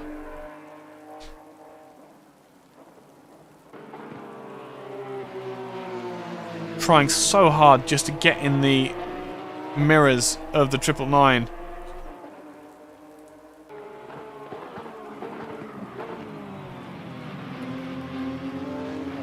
But in these late stages of the race, you have to feel for all these drivers cooped up behind others. Also, is against a pro car. There's no way on paper that he should be fighting with that 999 car. But in these conditions, on this track, in these 22-degree track conditions, and with this specific tyre life on this specific setup, that 11 car is looking mighty quick.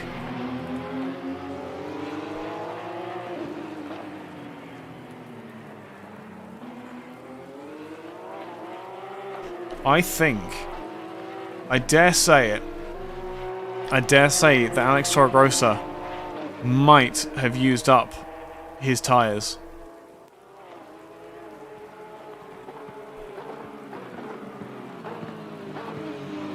Three minutes remaining. This, of course, will not affect the overall standings in Pro, with Borovic having his first round of 5 here.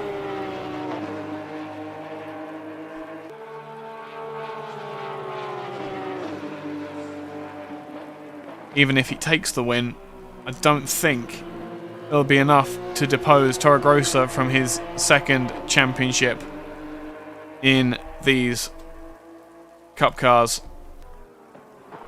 Brooker looks like he's under pressure. Is this Miladinovic pressuring Brooker for third? So in this late stage of the race, 2 minutes 50 remaining, the 58 car, after all of its troubles and tribulations, is looking to hunt down Andy Brooker, who in turn is cooped up, it looks like, behind the 33 car. Meanwhile, Remco Lamgedijk is really struggling to defend from the 11 car now. A mere 10th of a second was the split over the last time. This is as close as Otto's been. He runs wide to keep the speed up. He's even closer now as he rejoins the track. If you're going to use your tokens, you use it to make a position like this. Kuchar has got it all together and made the gap back up to 9 seconds. That was as low as 5 though, with 1 minute 50 remaining in this race. Silva is okay. Sodre and Peterson are still going at it. This battle matters. It might not be for class, but it absolutely matters for Otto to take home a 5th place on potentially his last race. This would be excellent.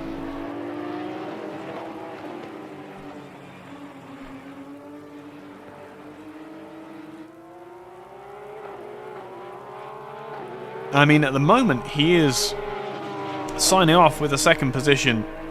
Absolutely brilliant drive. It looks as though he's just got the tyres underneath him a little bit more than Langendijk, but Langendijk's just getting the throttle down where it matters.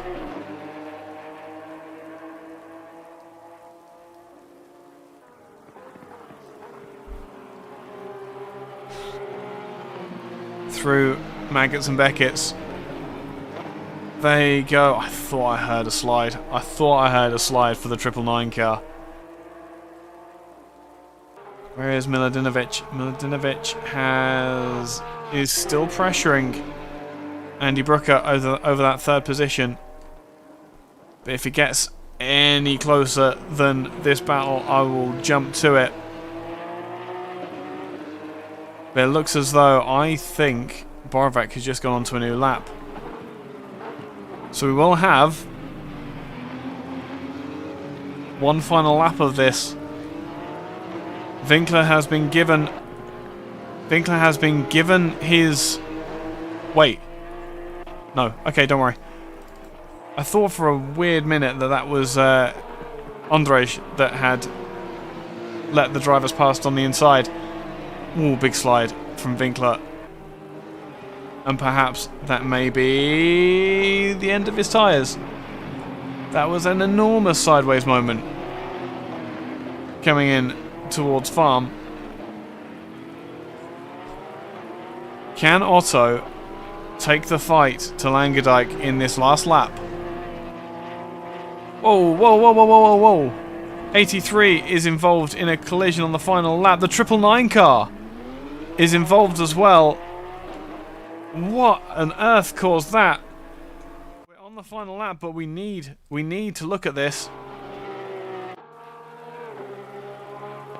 The 83 of Inga will... Oh, was this just wrong place at the wrong time? 999 car is going to go into the loop on his own. Will get the throttle down. We'll look at it from on top. Turns in and the cut tyres grip no more. And Otto Winkler on the second to last lap is gifted 5th position. Where is Borovic on the lap now? He's coming down the Wellington Straight. A tremendously fought race by all of our leaders here, Dan Minton included. A wonderful, wonderful display in these inclement conditions. Ultimately, the pace of Borovic was just enough to hold off the intentions of Allex Torregrosa. This will not affect the championships. Allex Torregrosa has scored more than enough points to be content with that second place. But a new challenger rises. Filip Borovic, the man who backed up Berenic in the GT3 Championship, will take the win in the 22 car, and a mere second behind will be Allex Torregrosa in the end. How are our gaps here? Brooker still under pressure. Oh, we'll lose it in club and throw away a hard fought for third position in the AM class. After all of that fighting, after all of that defensive work, he did so well, so well to get to where he was, and will lose it in the final moments of the race, and it looks like he will lose 4th as well.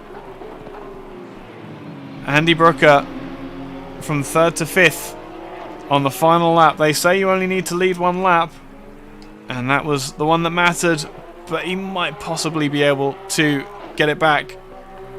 Oh, this is astonishing. So much drama in the final turns, and the 58 will have to go defensive or just tough it out on the brakes. The 130, the 66 goes round. 66 goes round. The 130 will be gifted back at least a 4th position. My goodness, Minton with a 25.5 second deficit will take 3rd position. Kuchar will go across the line and take the win in Am.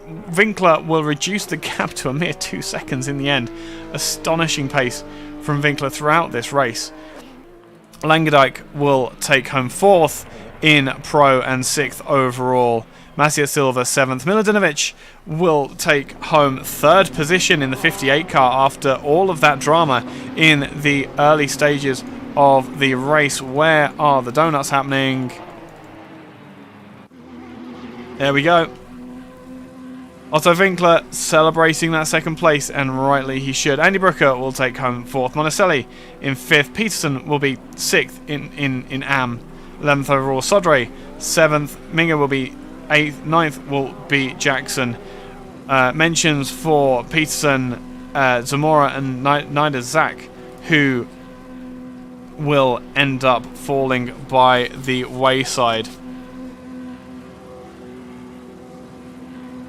But that will be a conclusion to the race.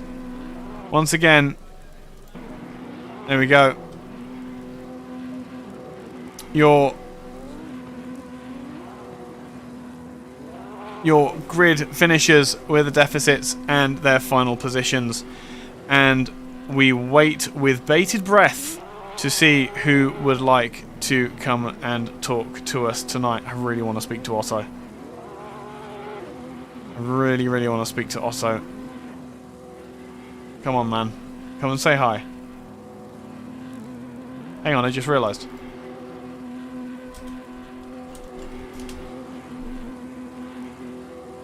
There we go. Wait. Andrei Kuchar will be the first driver in for the interview, and a maiden win, and finally a break from the streak of bad luck that you've been suffering this championship. Andrei, how does it feel to finally take that checkered flag? It's so satisfying, so satisfying. Although I have to admit, I thought it will start badly again, because in the beginning my stream turned off. Oh. So I had to turn it back on. Oh my goodness. Which caused a delay for me, and I didn't make it in time to press drive and to get on the track. Yep. So on the first start I was starting from the pits, but then that was a blessing for me. The race was restarted, so I started normally, and yeah, basically managed to keep P4 overall and P1 in class for basically the whole race, if you're not counting the pits. Yeah, of course. No, of course. An absolute masterclass as far as this race was concerned. How was the tyre management and trying to keep them alive in these awful conditions? Yeah, it was really tricky because I don't know if you saw it, but in the second to last lap I spun on the back straight. Oh. Yeah, and I saw Otto was catching up, and I saw he was then 2 seconds behind me, so that was scary. And yeah, the tires were basically gone. I was sliding all over the place. Yeah. Well, the thing is, you'd done all the hard work that you needed to in the early stages of the race to get up to. I think it was at its peak. It was something like a 12-second lead you had over the next car. Yes. And in fairness, you built that gap through sheer pace, and then you had that cushion so that if something went awry, if a lapped car got in your way, if you made a silly mistake on the last lap and spun coming out onto the Wellington Straight, you had that cushion. So you absolutely earned that win, and to have had anything other than a win from that would have been a bit of a. It would have been disappointing, I think, is a fair thing to say. Yeah, it would. It would be. Yeah, thank you so much. I finally got some decent results. 100%. Yeah, the weather suited me basically. As you said, the pace was decent. So yeah, the rain suited me. So it was better that I saw that there will be more and more rain basically. Yeah. Well, there won't be any rain next time out, presumably, as we're going to Barcelona. How are you feeling when it comes to that very F1-inspired, aero-dependent track? It will be interesting. Of course, the last season when we were racing Cup cars, it was 45 minutes race without any pit stops. Mm-hmm. So the tire management was crucial there, I think. So this time it will be a bit easier with the pit stop in the middle. So it will be nice. I think it will be there could be a nice fighting there. Yes, 100%. 100%. Well, we look forward to seeing you leading the AM class yet again, Andrzej. It's been great to have you, and wish you the very best of luck. Have a lovely week, man. You too. Thank you for inviting me here. No, you good, man. Next into the Combox. Do you know what? I'm going to do this slightly different. I'm going to welcome Filip Vorovec and Allex Torregrosa. Both. Oh, we're going to have both of you. Sorry. We're going to have both of you in the Combox at the same time. This is going to be a wonderful interview. First of all, congratulations, both of you. Thank you. For first and second, respectively. Filip, first, talk us through the race. It looked as though you had it under control, sort of. I'm not really sure what to say. I didn't practice. That's not what you say. Me neither. That's not what you say, guys. That's not what you say. Come on. Especially in the rain. So I did a few laps in the dry just to remember the car, because I think I drove it like 6 months ago, and I don't know. I was really surprised by the rain, so I managed to put some laps in free practice, and I think I somehow managed it somehow. I'm sure there was no somehow about it. We know from last season how good both you and Berenic are in those Porsches. I'm sure there was a bit of coming home to the rear engine format. Yeah, but it's not really similar. The Porsche has, the GT3 one has a lot of downforce. This car, I don't think it has any. A little bit maybe in the rear. So you have to drive it differently, and there's no traction control. So it's the same name, but a very different car. This one is a beast. But fun to drive, yes? Yeah, really fun to drive. Yeah. Excellent. Alex, thank you for buttoning in. We'll turn to you. A new challenger appears, it seems. Yeah. Are you anticipating Filip being a thorn in your side for the rest of the season? Yeah, I guess. I mean, it's a shame right now because I'm probably not gonna have any trouble to get the championship again. But if you're looking forward the couple of races we have ahead, absolutely, we're gonna have a great fighting between each other. I hope so, yeah. I was gonna say we've got Barcelona and Silverstone to finish out this particular season. Suzuka. What did I say? Barcelona and Silverstone. Oh, so we're at Silverstone. Yeah, Barcelona and Suzuka. I've already said Barcelona once. I don't know why my mouth said Silverstone. Yes, Barcelona and Suzuka to finish out the season. Barcelona, you can't overtake at Barcelona, can you? Yeah, I guess so.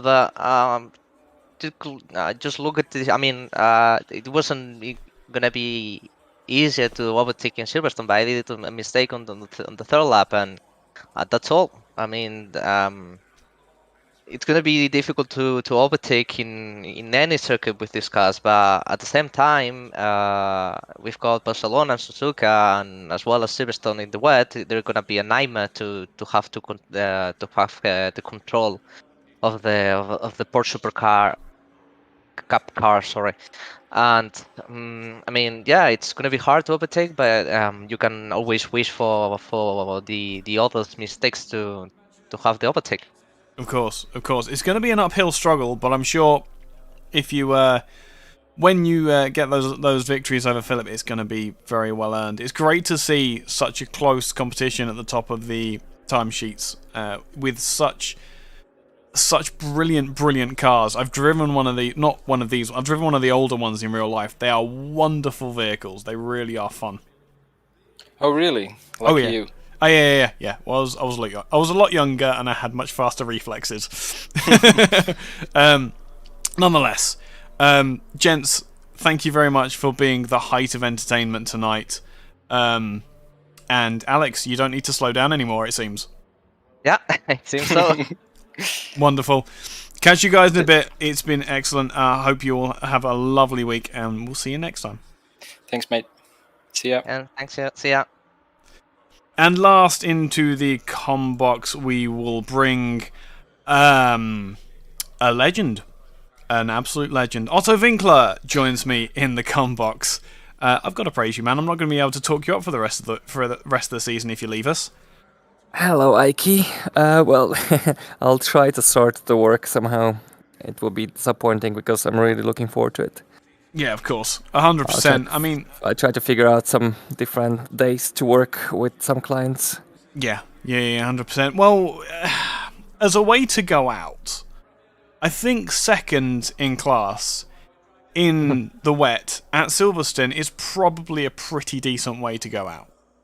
And you know what? I had no practice. I just came home. It was a busy day. Came and I had 20 minutes.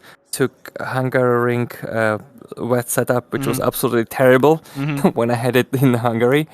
I just modified the rear bump stops. I went from 200 to 50, so it doesn't rotate on braking.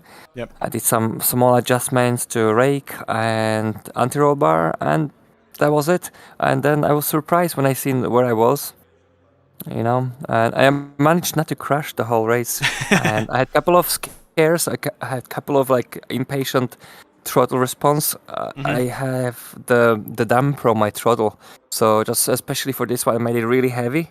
So even if I want to slam the throttle, it's not possible as fast.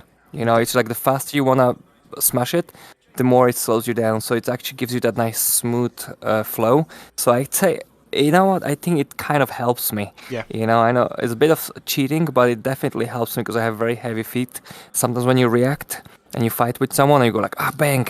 You know, like dirt rally when you want to correct. Yeah, I've been. You know, you just slam, and in some cars it's good, but not on this one. No, it's not. Definitely, yeah. Especially not in the rain. Yeah, it was literally destroying me. So I kind of felt like that was definitely helping my traction, you know. And I was just kind of trying to be calm, and then I could see faster guys in the chicane. I was actually catching on them, so maybe my setup was good, and I could have much more control. So I felt like I was definitely on to some fast guys today, which was a surprise to me. I think they practiced the dry and they were just not expecting the rain. I think they were surprised. You know, there you can see the universal soldiers. You know. Yeah, I was gonna say they should have known it's England. It's going to rain. Yeah. Yeah. But yeah, I can't put into words how much fun it's been. Great watching you, especially during this championship, because you've put on some really good shows of driving through the races that we've had you. I can only beg you to try and do your best to reorganize so that we get to see more of you the rest of the season. I'll try my best. Especially at Suzuka, man. Come on, you've got to at least go through Spoon sideways at least once. Yeah, I'll try to make it work. No, I know you will. In fairness, I would rather stick with ISDA racing than AOR and sacrifice my Tuesday. So I'll try my best to move. Yeah, we'll see. You know, we'll see. There's no pressure. You just know that I've said it before and I'll say it again. You know you're loved in this community. Thank you so much. So yeah, you will be missed, regardless. I'll try my best.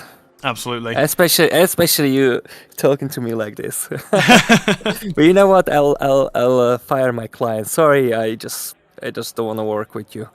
No, keep your no, money. no, don't do that. Keep your money. I want to play, right? No, don't I'm do joking. that. I'm joking. You need the money to be able to afford the petrol for when I come over and go driving with you. That's cool. Exactly. Also, you have a lovely evening. Hopefully, we'll see you next week, but we'll see. We'll see. I'll let you know. 100%. You have a lovely evening, also. You too, buddy. Take care. Bye-bye. You too. And that is just about it. Let me see if I can give a... Because what's really funny is that with the race finished and a new session begun, the rain has cleared, and suddenly it's beautiful cloud out here at Silverstone, just a few minutes down the road, funnily enough, from where I live. It has been wonderful to be commentating for you all once again. My name has been Alex Sky, and this has been the International Sim Drivers Association, the Porsche GT3 Cup Challenge for the Spring Series of 2021. It's been a pleasure, as always, to be in the comm box, and it just leaves me to say goodbye. So, have a very good evening, good afternoon, or good morning, wherever you are in the world, and we will see you all next time from a fairly different circumstance from the flowing circuits of Barcelona. Good night.